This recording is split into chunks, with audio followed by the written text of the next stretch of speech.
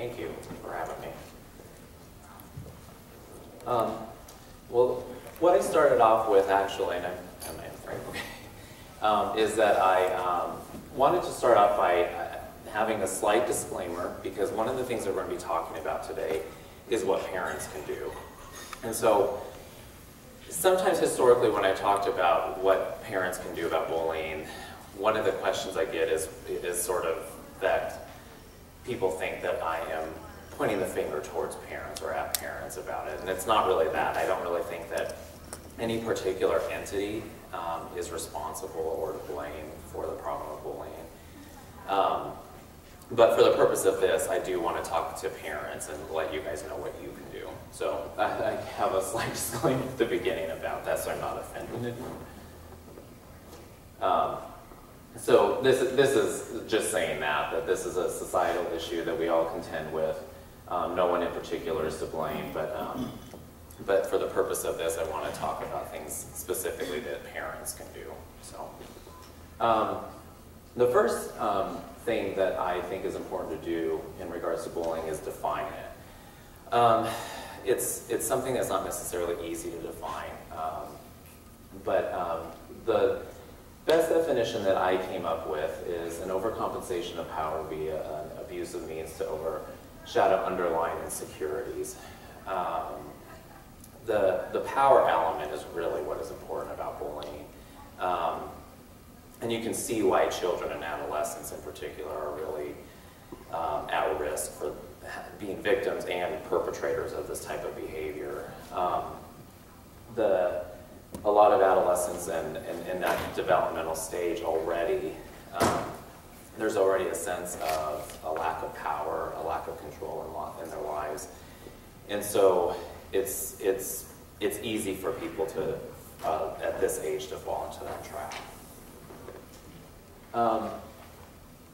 I want to start by talking just a little bit about types of bullying and types of bullies and situations, subtypes of that as well. And so there are three basic types of bullying. There's verbal, physical, and emotional. What we know about abuse and bullying is that incidences of explicit, like more overt types like physical bullying are slightly going down, but emotional and verbal and types of more covert bullying are going up. And so what's important to know about that is that the physical bullying is more easily identifiable. Emotional and verbal bullying are not as easily identifiable.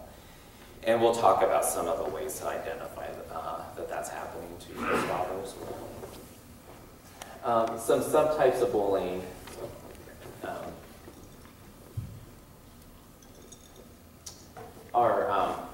One of the newer types, but it's becoming more and more prevalent, is cyberbullying. So cyberbullying would include, texting, chat rooms, any online presence, cell phone presence, Twitter, spreading online rumors, Facebook, all of those things are types of cyberbullying. And cyberbullying's, a tricky thing because we're still kind of learning how to deal with that, the social dynamics of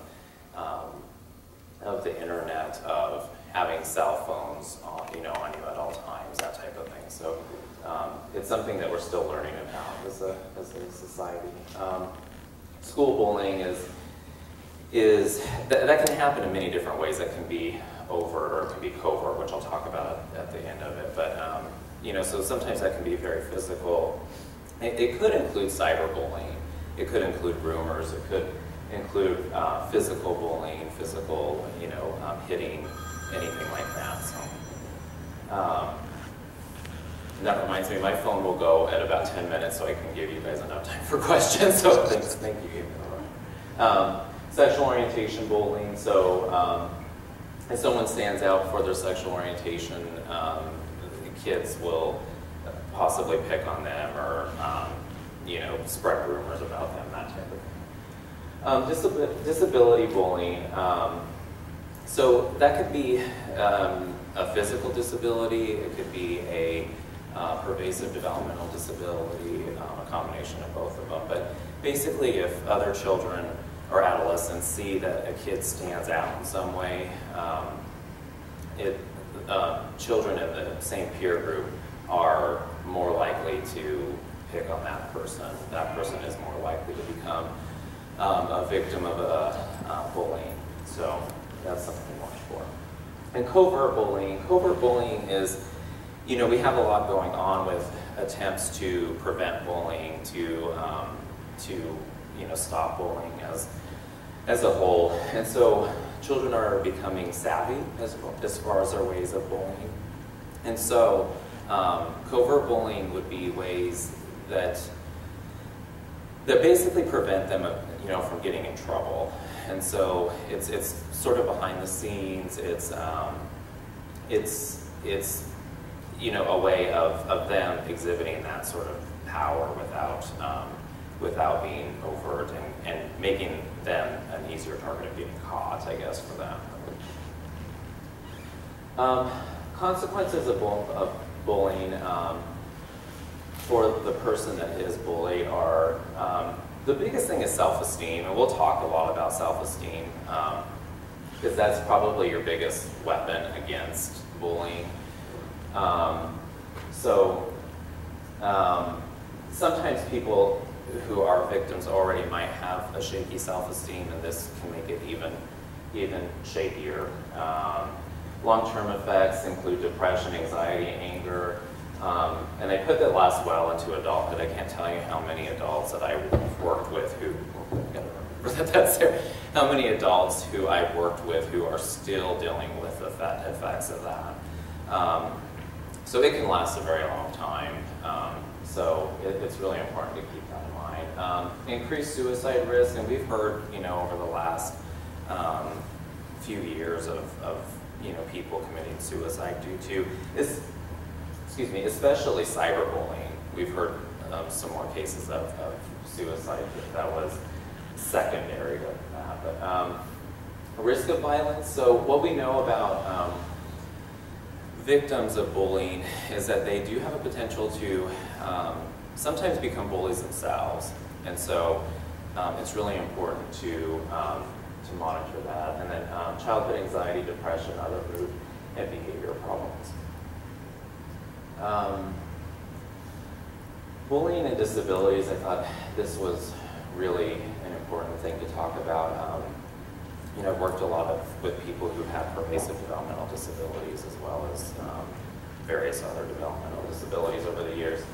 And people can be singled out for physical characteristics, behavioral characteristics, and so the behavioral characteristics might be something as simple as just how they walk, their mannerisms.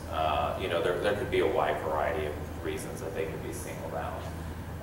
Their intellectual abilities, so, and that could be perceived intellectual ability as well. And so if they're in a class, if they're in a setting where their intellectual abilities are questioned in some way, they could be singled out for that. And as well as their social abilities. So if they seem kind of awkward, if they seem socially you know, out of place, they are more likely to be a target of bullying.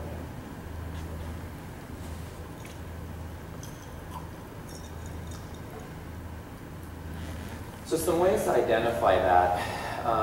It's not, a lot of children and adolescents are not real open about talking with their parents about bullying. So they're a little, they might be embarrassed, they might feel ashamed about it, they might feel to blame. And so these are some signs to kind of look for, and don't expect that they'll just necessarily come to you and tell you openly. But there are ways to open those lines of communication. We can talk about those too. But isolation is one of them. Not that that means that they're dealing with bullying, but it's a possible sign. Avoidance of discussion about school. That one's probably even a bigger key, actually, is that They would want to avoid going to school, avoid talking about school, avoid the topic altogether because they feel ashamed about it. Slipping grades, increased outbursts at home, irritability. Those are sort of signs of actually depression, you know, or a subform of depression. And so that's something to watch for. Not wanting to go to school, that's similar to the avoidance issue at the top, which is, you know, avoiding the topic, avoiding also wanting to go there, not knowing how to deal with it. And we'll talk later on about some techniques of how you can actually deal with that. Also watch for physical signs. So, you know, if you have a kid who is getting hit or getting picked on, you know, watch for physical signs of bullying as well. And then changing routes to get to school, that kind of goes along with that avoidance as well. I put this in here just for us to, later on we're going to talk about role playing and stuff, and so I think it's good to kind of conceptualize bullies a little bit. And so this isn't all-encompassing of bullies, obviously, but this does give some idea of some basic types. So reactive bullies are getting bullied in another setting. They might be in an abusive home, really reactive to high stress environments at home. Or it could be at school. They could be getting bullied by someone else, so it's, you know, working on that. Narcissistic. And I put brittle self-esteem. A lot of times people mistake narcissism for having, you know, a high self-esteem, high sense of self-worth. That is not the case at all. It's actually a very brittle sense of self-worth. And so sometimes that type of a person, and I say that because this would be in development at this point, but that type of a person is has the potential to bully someone else, to show their self or try to prove their self-worth to themselves. Impulsive, and it's similar to the imitative, which we'll talk about here in a second, but impulsive is someone who's responding to the group. So the group might be picking on a particular kid, have singled a particular, you know, kid out for whatever characteristic, and to fit in to, or just because it seems like the right thing to do, they will pick on that kid at that moment. What we know about group dynamics is that, you know, when people are involved in groups, they don't necessarily, we like to, our culture and our society really values independence and our own individuality, but it's the group power is sort of underestimated, and so when people get into a group, they do things that they would never do individually, and children are much more vulnerable to that than even adults are. And then imitative. So that one's a little different. It's not just impulsively responding, it's sort of imitating the group. So the group would be in that situation making fun of someone, and so they're, to not stand out, they're participating. Excuse me.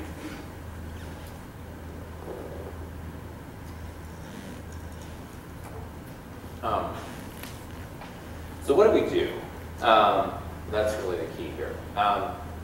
We want to avoid a sense of creating a sense of helplessness.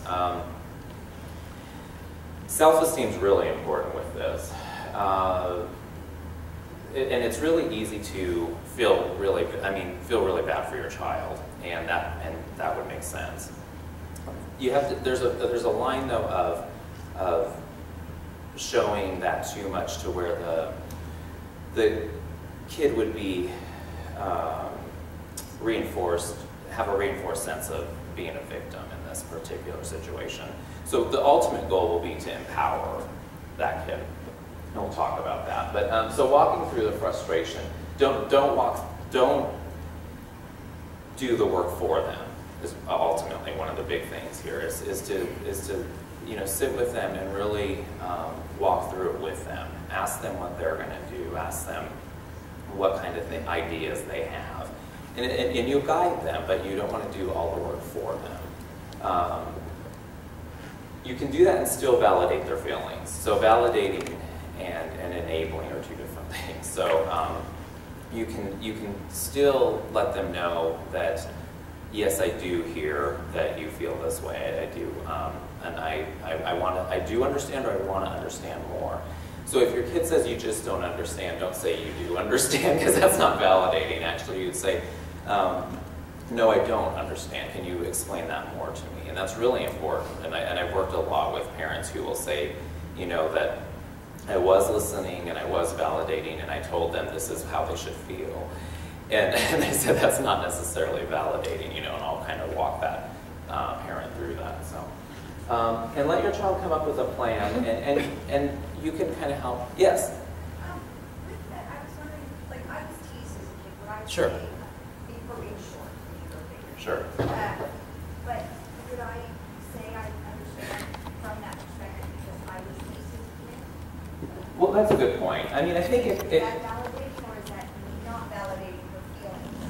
I don't think that's invalidating. I think that if you know, it's really important to be congruent, I guess. So if you have an experience with that, you can share your experience. And if you said, and I don't think you are by saying that, but if you said my experience is the same as yours, so I already know what this is like, that'd be validating. But validating would say, you know, this is what I went through. Is that similar? Is that different? What's different about that? Yeah, yeah. Good question. Did everyone hear her question? Okay, okay. What else can we do?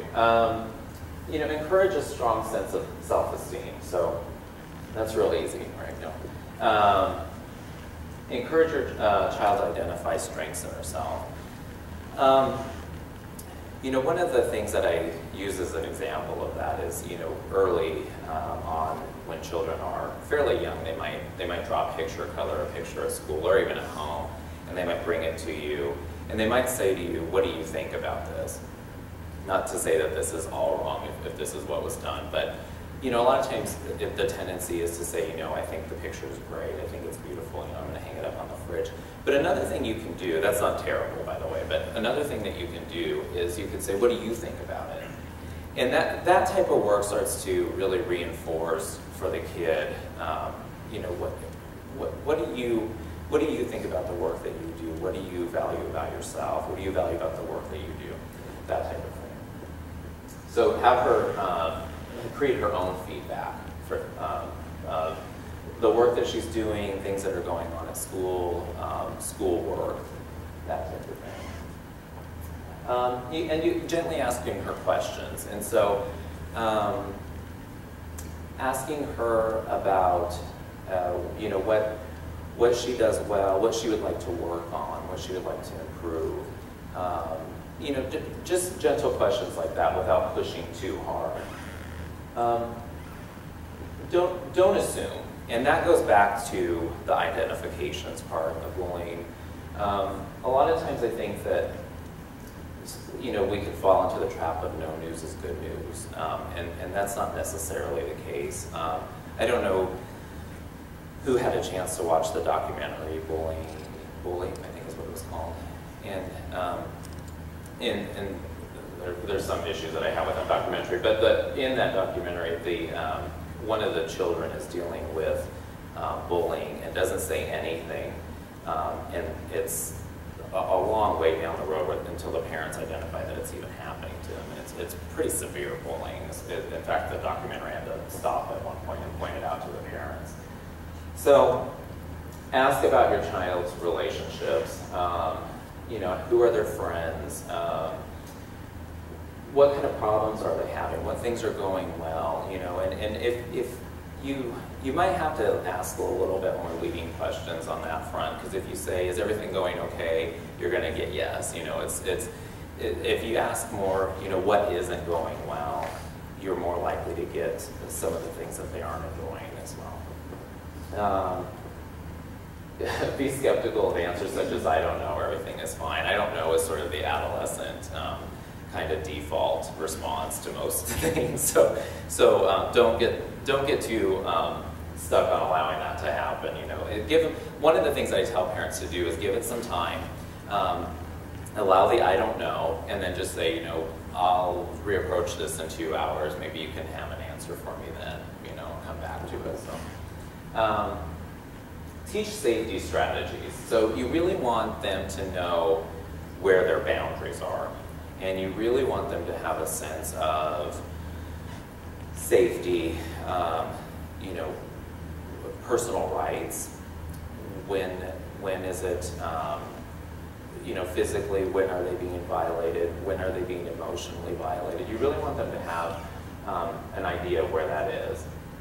The bottom line behaviors, what I mean by that is you really want them to have a sense of, if this happens to you, you immediately go to an adult and let the adult know. So someone hits you, someone throws something at you, so you want them to immediately go. You don't want them to wait. And so having that discussion and kind of some planning around that is really important. Talk about who to go to. You know, if you tell them to go to an adult, they might not feel safe with every adult. You know, that's really important to consider. So is there a particular teacher that you know that they like, that really does well with them? Does the principal do really well with them? Is there a school counselor to talk to? That type of thing. And teach them ways to advocate for themselves. So, you know, I didn't have anywhere to put my papers, but I know I put squeaky wheel on there as a reminder, because sometimes they might not be being heard. And so it is important to have them repeat this over and over. One of the things that I did, you know, read as I was kind of researching and working through this, and it's on one of the resources that I'll give you, is there's a strategy of how to go to someone, and really making sure that they know that they really need to identify the person, what specifically the person that is perpetrating on them is doing, and the time, the dates. The more specific they get, the less likely it's going to be that they're going to be blown off by a school official, a teacher, whatever. If they get too vague, yes? What if the person who's done the bullying is a family friend? Like their parents are your friends and the kid is in the social group that your child hangs out in. I mean, at that point it seems, you know, there's obviously a, do we broach this? But it's to the point it needs to be broached. Yeah. And it's your friend. That's tough. You know, one of the things that I would say with, that gave me a thought, and then I'll go into that. But initially what I would do is, if it's just someone that you don't know at school, I would go to the school. I would not try to talk to the other person's parents, because you don't know what is going on at home. And so, and it may or may not get addressed. At least at the school, you can deal with somebody who can actually, maybe in the middle ground, deal with it. If it's a friend, I would say that you'd have to talk to the friend. I mean, it's not pleasant at all, but that's what I would say, is that you'd have to talk to the friend, and you'd have to determine if it stops. And that's going to be tricky for your child, too, because your child's going to have a sense of not wanting to disappoint you or let you down, because this is your friend, and we don't want to disappoint you on that. But so I would talk openly with your child about, you know, if this happens to you again, I want you to tell me no matter what. You know, be real open about that. But yeah, I would say you'd have to talk about it. And if it happens again, you have to kind of determine the line there of whether or not the kids can be left alone together. So, does that answer your question? Okay. Yes. Sorry. Okay. Yes. I'll go and then I'll answer yours. Okay. Can you kind of specify, because I know a lot of times we say bullying. Where do you differentiate from somebody just being a jerk and being really just not a very nice person and just may saying rude stuff to being actually a bully? Because I think our definition of bullying has really changed over the years. I agree. Yeah. And I mean, so like, is everybody a bully that says something mean to, and how do you deal with that? And when you're talking to your child, how do you teach them to deal with that? That's a good question. I would say, to answer that, bullying by definition to me, and I could probably have 20 people argue with me about it, but to me, I think it would be there would have to be a repetitive element to it. And so if this person's a jerk to you one day, is that bullying? Well, they might have had a bad day. If they're a jerk to you 2 days, maybe they've had 2 bad days in a row. But if it keeps happening, then to me that's where bullying it's an element of bullying then, because they are clearly seeking this particular person out to demonstrate that power. I've identified that this person has some level of insecurity and is a good target for it. So, yeah, does that answer? But yeah, would you say that, like, if they're just that way with a lot of different people, so are you talking about if they just single this, one person out to pick Well, on they them? might single 15 people out, but if it's repetitive, it's bullying. Yeah, I don't, I think that, that's a really good question, but I There's think not that just a lot of mean kids, and I'm just wondering if that falls under the category of bully. I or would just- say if they are doing it repetitively to children, then yeah, it is. Anyone disagree? No, I'm just. That's up for debate. Yeah. So, kind of going back to your other explanation of the question. Yeah. My daughter was in a very small, tight-knit school, and they were, this kind of started probably first, second, third grade was going on, and there was kind of a queen bee in the classroom, and then she kind of had her others that would kind of follow because she was popular, but she was truly a bully. Okay. And there would be instances that would happen, and at first I thought, oh, this is just kids, and I didn't think too much of it. Then I started seeing other things, and I'm like, okay, this is more than that. And so then I went to the teacher, I went to the principal, and they did what they could, or maybe they didn't do as much as they could. And then it got to a point that I actually went to the mom because it was so blatant. And the mom was like, not my daughter, you Right. know. And the problem is, she wasn't necessarily a close friend, but it's a very tight-knit school and class and all of that. So, you have to be really careful, because then she, at one point, called me back on my cell phone and had her kids in the car and was talking on the speakerphone. And then everybody else starts talking about, well, eventually, a number of kids left that class because it wasn't just my daughter. Sure. It was a couple of the other really nice, soft-spoken kids as well. And then finally I pulled my daughter out, and we went to a different school. So I think, and in fact there were about 6 kids that left and went to a different school. Sure. So I think that, we went through all the logical steps that you would think to do. Yeah. So my question is, you can only control But you so can much, control. right? Yeah, yes. And then it gets down to, and I know my daughter is going to run into situations her whole life where people are maybe not going to be as friendly or whatever, because Sure. it happens to all of us.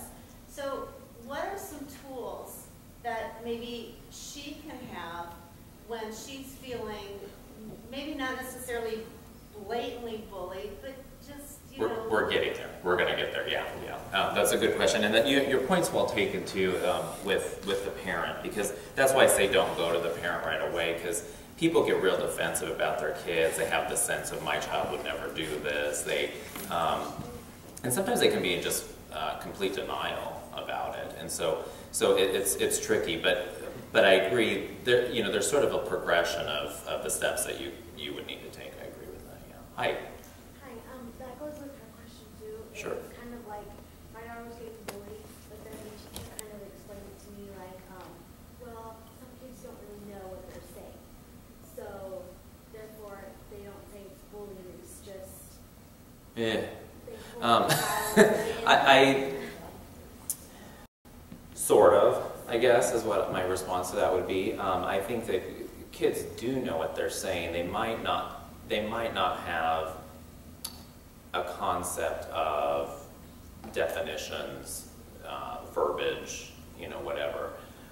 But if the intent there is to harm someone else, then the intent is to harm someone else. And so, regardless of if they understand the vocabulary, it seems sort of irrelevant to me. They don't want to target them as bullies, they just say, we hold all the children in so that. Yeah, So the bullies don't feel like something's wrong with them, but yet the ones that are getting bullied, like. yeah. I mean, there is something wrong though, and so So it's not, and we don't want to be, what we know about bullies is that they already have a shaky self-esteem. So we don't want to beat their self-esteem down, but by talking to them about this behavior is inappropriate, and this is why, and this is what you can do as a ulterior way of boosting your own self-esteem. That isn't beating someone down. Squeaky wheel, I think, on that particular situation. I don't think I would be quiet there, but yes. I have a question. Sure. You may get to it. Yeah. I know my daughter's introverted, and Sure. so she ends up being a target for bullying just from her actions because she's more self-aware versus socially aware. Okay. So I'm wondering if the presentation is going to continue on what can you give us parents, because in the state of New Jersey they do have the ordinance that, the anti-bullying thing that they try to promote within the schools, and I think they do a good job at it. Sure. But at the same time, I can't really blame the school. Like my daughter will be at the lunch table and decide it's time to clean her feet. Yeah. I mean, and of course that brings a lot of attention to her. Yeah. She's not aware of this. Yeah, I'm I'll wondering how talk we should about work that. with that. Yes, yeah, we're getting there. We're getting there. Yeah. Okay, great questions. Okay, so one of the roundabout ways, and some of these things will seem, some of them might seem a little counterintuitive, some of them will seem outside of the box, but one of the most important things here is to help them make friends. What we do know about, and that's not an easy task, I know, and I do have a good resource for you guys on that. I could probably do a presentation all day on how to make friends, but what we know is that kids that have a group of friends, kids that have some kind of social group, are less likely to be a target of bullying. So we'll talk a little bit more about that, and then I'll give you a couple good resources on that. And we talked about contact with authorities. So this is the how piece. Okay, let me get another drink here. So role playing. Role playing is really important in this. I would have your child be both the bully and the victim of bullying in the scenario, so that they could, because if they can have a sense of this idea, kind of almost empathize with the bully situation, it will be slightly empowering to them, because what they're going to feel is that there's something that they can do, that they're not completely helpless in this particular scenario. And so one of the things I would say is, what would you do if I did this? What would you do if I said something like this to you? And I was the bully. And see what their response is. And then give them suggestions. And sometimes the suggestions are just to disengage. And that's hard to do when somebody is coming at you and saying something insulting to you. And so, one kid I was working with, and he initially, it took him a long time before he believed me on this, but he was getting bullied at school, and they would come and say stuff about his biological mother. And I said, maybe what you could tell them is you can think whatever you want. And say it calmly, say it assertively, but I said it sort of just takes out and extracts all of the power out of the element, because the whole idea is, I'm going to get a rise out of you. That was the power element of this dynamic. And so if you get up and you throw the chair down, and, or if you run out of the room, either of those two behaviors say, I got him. So really helping them figure out ways to extract the power out of the element, because we know it's about power. So if they don't, a lot of times if they disengage, I don't mean shut down and just let someone attack them. If they say something assertive, and that would probably be step one. Step two is obviously going to those authorities and stuff. So assertiveness training is really important as well. Using I language, getting right to the point, not getting too passive about it. So saying, and if a child does, to be completely honest, if a child does stand out though because of a physical, some kind of physical attribute that does show that they stand out. Assertiveness is more challenging, but it's not impossible. And one of the things that we know too is that if they've been the victim of bullying in the past, it's going to take repetitive tries of this. It's not going to work overnight. And so that's really important to let these children know that when you're kind of walking them through this, this isn't going to, in one try, change everything. And so, because otherwise they're kind of going to get set up for frustration out of that. It's going to take multiple tries to really, really show those other kids that your child isn't bluffing. And a bully there's a manipulative factor in that, and they're going to try to call a bluff. This worked the last 50 times. Why is 51 different? Somebody talked to you. They're going to know that. I mean, they're going to pick that out. So when they get home and ask them how the day went, role play it again and say, how did today go? What didn't work? And you'll tweak the plan depending. Today, I kept saying what we decided to say, and the kid kept coming at me. Where's the bottom line? It's important to always know where your bottom line is, and ask your child where their bottom line is at that point, so that they can have a sense of empowerment. Okay, we'll keep talking about it, and you might have questions on that, and I can maybe give some specific ideas on how to deal with that. Discuss how to present as confident.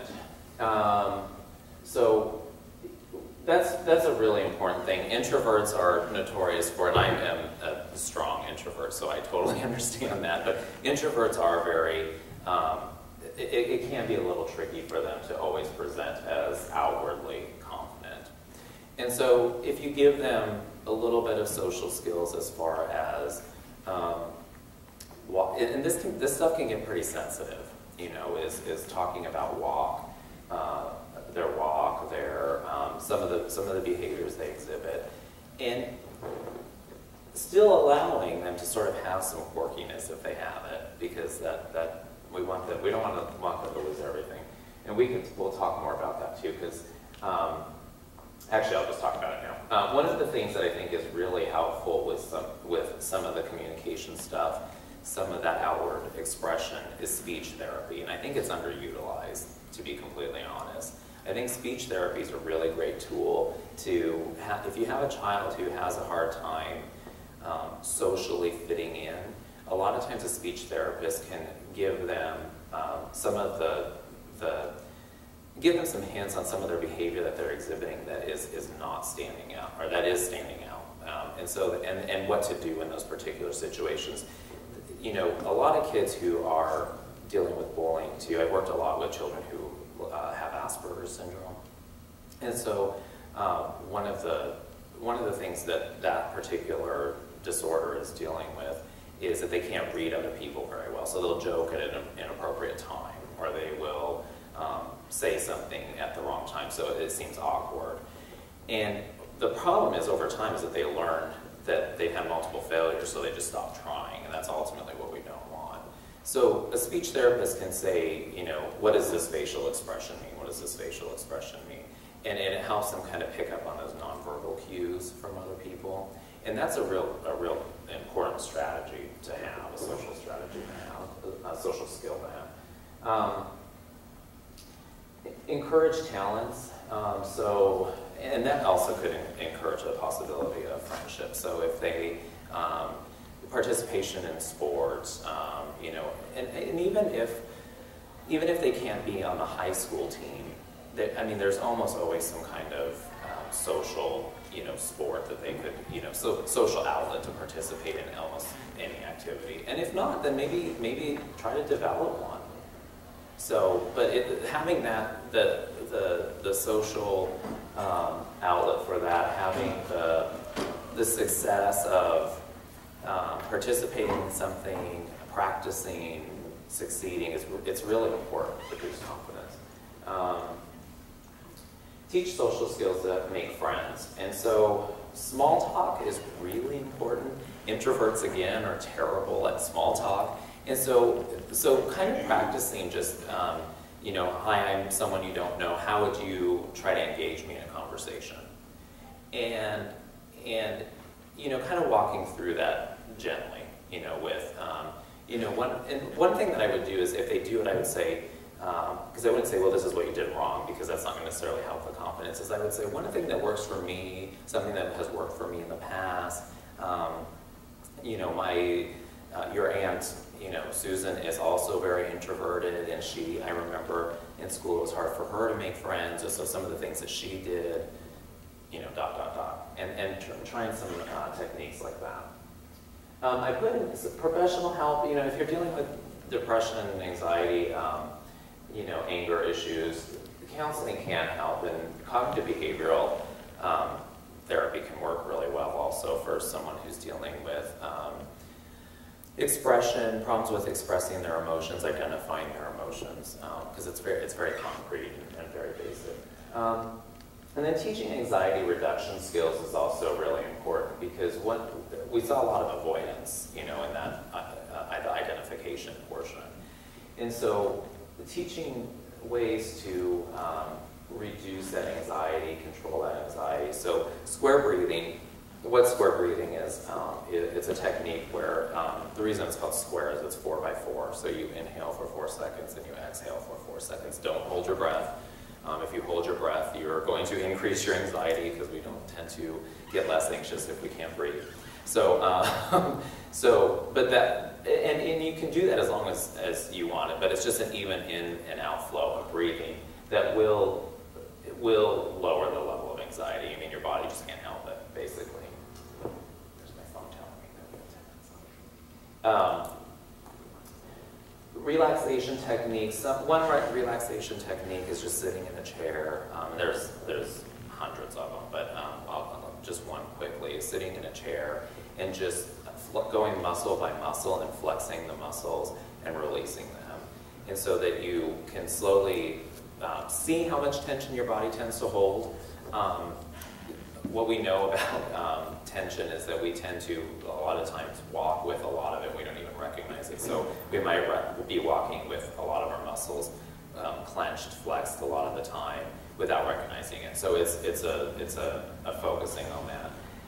And then grounding strategies. What grounding strategies are helping that kid focus on the present. So if they're at home and they're feeling anxious about going to school, what is happening cognitively, what we know is that they're getting worried about the upcoming day. They're getting worried about, am I going to be able to deal with these kids? Am I going to be able to deal with the social pressures and stuff? And it's reminding them that at that particular moment that they are safe. And so they basically use one of their 5 senses to do that. And we all have one sense that tends to, you know, outshine the rest. And so if it's audible, maybe they listen to some music. If it's taste, maybe they eat something that, you know, some food they really like, you know, or something. But it's really focusing on it so that you can bring yourself back into the present and remind yourself that at this moment I'm safe. I'm not in an unsafe situation, to reduce that fight or flight response.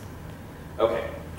You might have specific questions, and that's fine too. But these are a few resources. The Kids Stop Bullying and Kids Health were 2 really good resources that had a lot of statistics, and they also had a lot of strategies, identification, stuff like that. The Hidden Curriculum, I think, is a very good book. So if you have a child who is socially awkward, I would recommend The Hidden Curriculum. Again, because of my work with Asperger's, the last 2 are typically associated with that. But what we know, the Hidden Curriculum, it goes through sort of these unwritten rules of our culture, and it talks about ways or it talks about those rules. It just lists them out in various situations. So in bathroom rules, lunchroom rules. And what we know about our society is that there are all these unwritten rules that to someone who's very, very, very concrete, they might not make a lot of sense. Like, why wouldn't you just do the other, you know? And so that book has a very good list of it. Also has a good framework for working through emotion, too, in there. So it's a great book. And then the Relationship Development Intervention with Children, Adolescents, and Adults has a lot of exercises. It's a book of exercises, and you can sort of see where your child is in the book, and you can walk through. Sometimes they'll talk about making friends. They'll talk about conversation, give and take. So, you know, sometimes people who are, you know, present as socially awkward, they will take in the conversation, and the kids don't want to talk to them anymore. So it'll talk about, you know, good flow of conversation.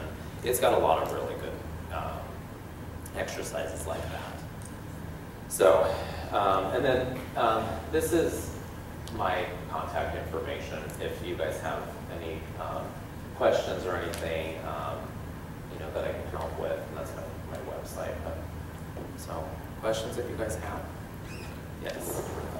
I'll start with you. Hi. Hi. My daughter has an issue in the classroom environment as well as at home where she feels the need to fix things. She sees that things aren't being done correctly, so it comes, obviously she's tattling in the classroom. Okay. She just went through a year where it was described to us by her psychologist that she's trying to make her environment feel safe for herself. Okay. And that's why she's doing this Makes behavior. sense. Okay. So it comes off as tattling, and she had this group of 5 boys who started going through the day singing to the tune YMCA MYOB, which is Mind Your Own Business.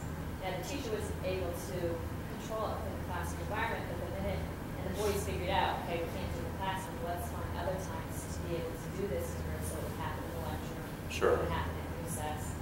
She would go and tell, because obviously, again, she's trying to control that, but So perpetuated already. exactly.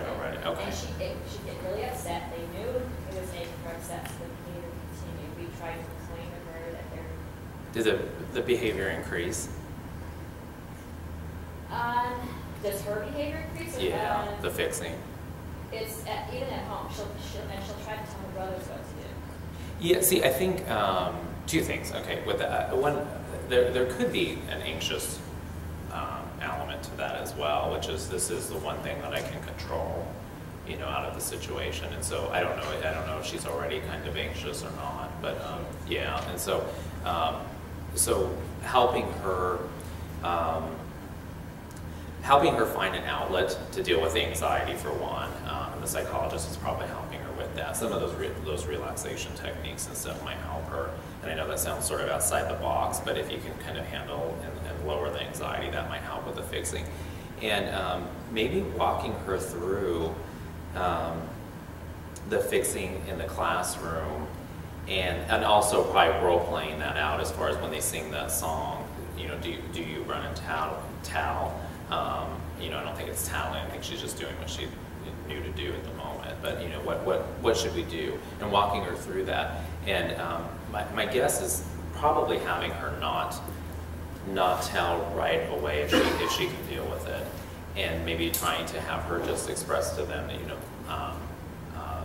stop this, or you guys can say what you want. You know, maybe that might be a disengaged situation, but if you can give her an outlet for the anxiety, that might help